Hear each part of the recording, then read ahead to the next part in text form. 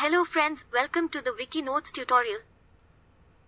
This dbms tutorial will help you to learn the concept of dbms from basic. Extended features of ER model. Specialization or generalization. The specialization and generalization concept comes under the topic of extended features of the entity relationship model. These extended features of the entity relationship model are based upon the conceptual hierarchy. That is the manner in which ER diagram is generated.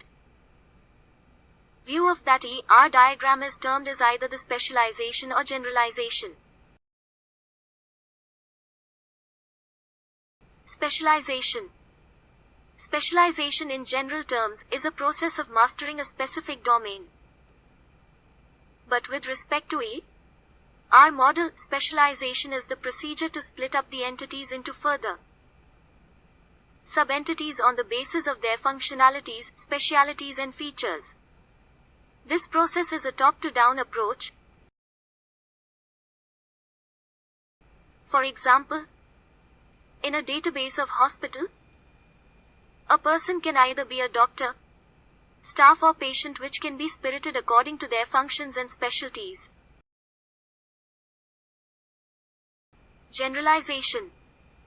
Generalization is the reverse process of specialization. In generalization, the sub-entities are combined together into a super-entity set on the basis of some common features in such a way that the new entity thus formed contains all the features of the sub-entities. Generalization is a bottom-to-up approach. For example, goat, lion, and monkey have some common traits, and they all together can be combined in class of animals. Aggregation concept. ER model is a way which helps in database design with utmost efficiency. However, it does possess some limitations. One of the major limitations of ER model is its inability to represent relationship among relationship.